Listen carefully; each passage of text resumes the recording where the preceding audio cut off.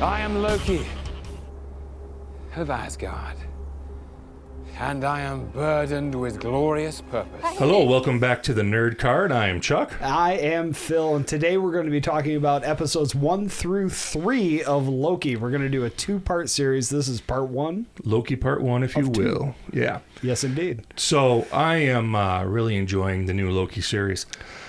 I'm enjoying it, Yep. but I'm not enjoying it as much as I did Falcon and the Winter Soldier. And I understand that. I love Falcon and the Winter Soldier, as you guys know, because you watched us do 6 episodes on it. Yes. But so far, I find the Loki very, very interesting. Spoilers. I have a theory. Man, is theories. Here we go. Marvel's kind of being sneaky with us, and in the first 10 minutes of the intro to the first episode, within the first 10 minutes, I think they're kind of laying out what Phase 4 is all about. Okay. With the sacred timeline. Oh, sure. Well, and the timekeepers and the multiverse. I think well, they are all I think there's hints within that segment. Yeah, well, I don't even think there's a hint. I think that it hits you right over the head with the multiverse. Well, but I think it's being they're not being obvious about it. They're just kind of, here's the show, because Loki obviously was pulled into time, right? Sure. Yeah, sure. In Endgame, and that is when you're watching it. And that's one thing you have to keep in mind is that's not the Loki that we saw die by the hands of Thanos. This is the Loki that just got slapped around by the Hulk.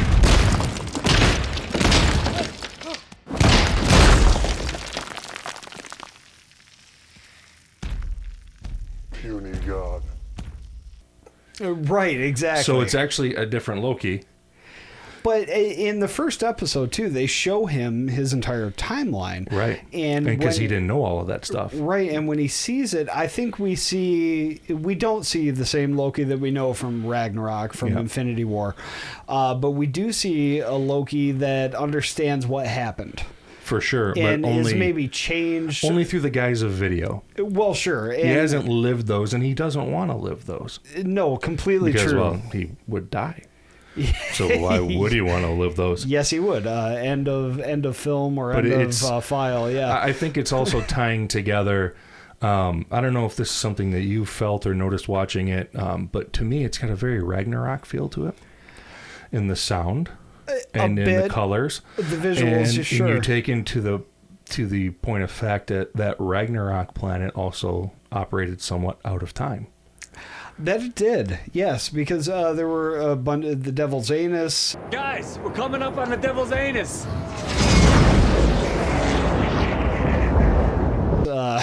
Right. It was the large portals that actually operated around that planet. So I think they're going to tie something with Ragnarok.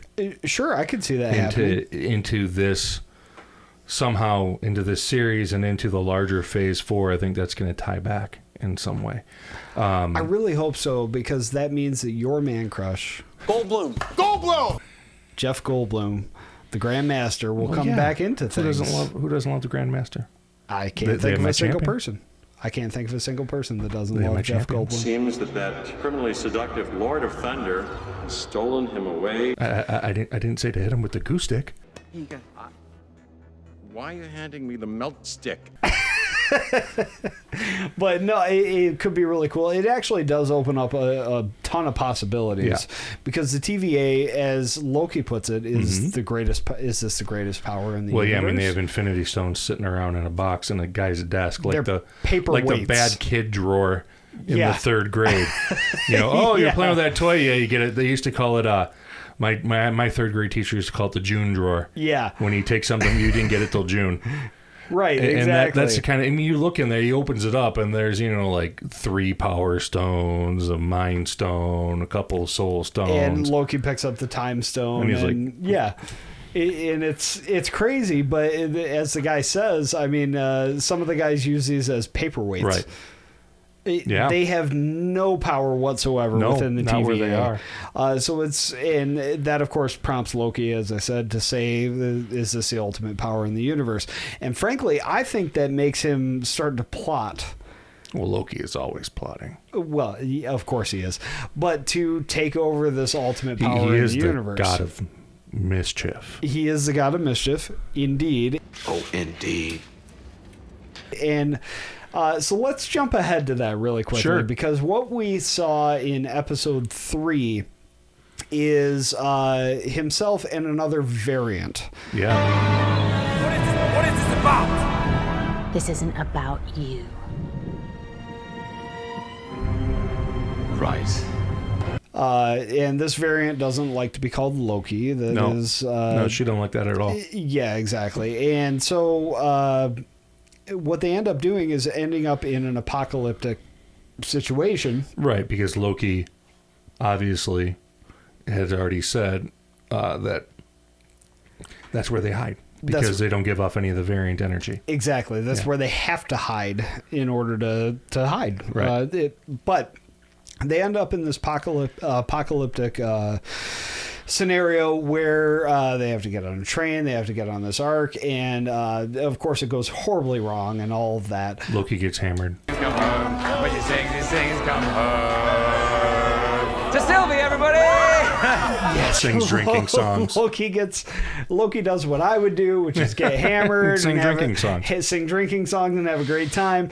But it gets them thrown off the train, and then they decide they're going to steal this ark and try and get out of it.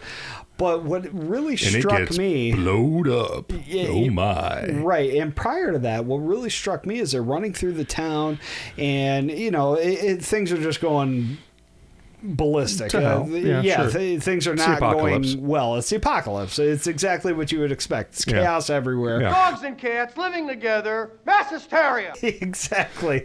But he's thriving in that environment. But we see something that's a little out of character for Loki in terms of his powers, which is a large tower is falling towards him and the other variant, and he stops it, puts it back telekinetically, which is something we haven't really seen out of Loki. No. And it makes me think that maybe this scenario that they're in, this apocalyptic scenario, is something that Loki contrived, and they're not really there. That's interesting. I mean, he did say my theory. He did say at one point, and I believe it was episode 2, that this all looks like an illusion, an elaborate illusion. Right, and Might have been episode 1. I can't recall. It's one or two. It's in one of those. But there's a lot of things that when you go back and do a rewatch of episode 3 that you go, wait a minute. Maybe that doesn't make sense. And why would it be that way, except that Loki is actually manipulating things to his advantage? And I think that's because he sees something in Sylvie, everybody! he sees something in her that is probably useful, Sure. and he can use that to get to the Well, I mean, he the sees him timekeepers. because she's him in a different dimension. Sure, but also and a has different sex, obviously. well, yes, and also has a different ability, a skill set than him. The enchanting, sure. The enchanting, exactly. Which, of course, he's going to use to his advantage. Well, of course, and it anytime doesn't he can. seem like it seems like it's something that Loki would be capable of. I would think so. It's something we definitely saw him capable of. He's able to manipulate people through physical Sure. touch. But other than in possession of the Tesseract, he was not able to do that. Right, So, no, that's not been a regular Loki power. So now he sees this Loki variant that can do that, and maybe he sees that as an advantage to get whatever he wants, which is ultimately an audience with the Timekeepers. Right, which I'm not convinced actually exist. I agree. In Yeah. fact, I think the Timekeepers, as they may be, might also be Loki. It's possible. I mean, there was the revelation in the 3rd episode that the people who are all working at the TVA appear to be variants themselves. Right. And aren't just like grew up in the TVA land. Well, you and know. prior to that, in episodes 1 and 2, we find out that they think that they were created by the Timekeepers just to be the TVA. Yeah.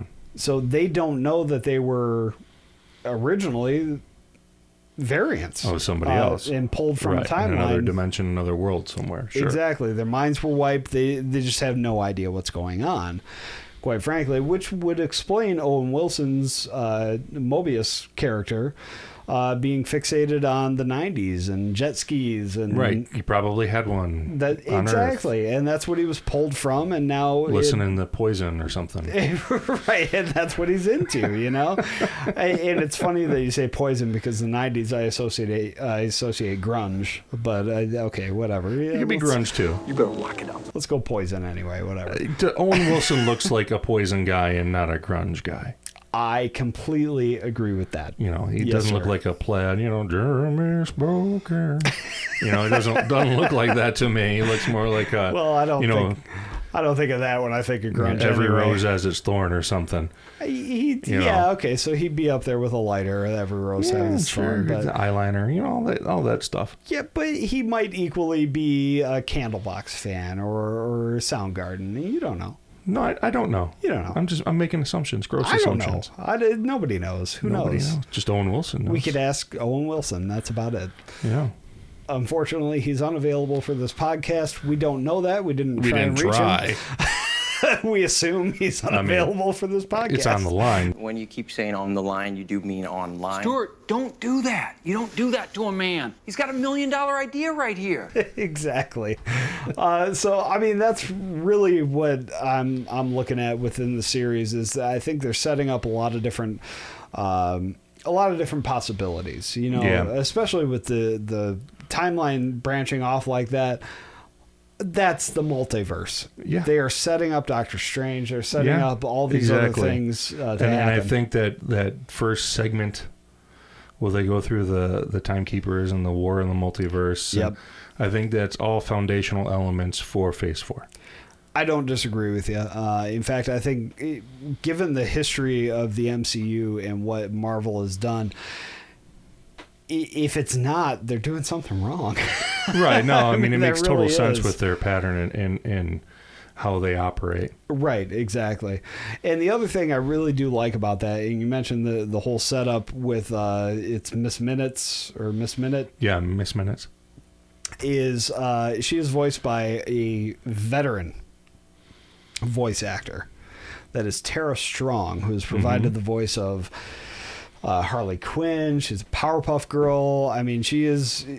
If you've ever watched our cartoon, you have heard the voice of Tara Strong. And she's awesome. Yeah, she's fantastic. She's absolutely awesome. And doing just a wonderful job with Miss Minutes as well. For sure. So...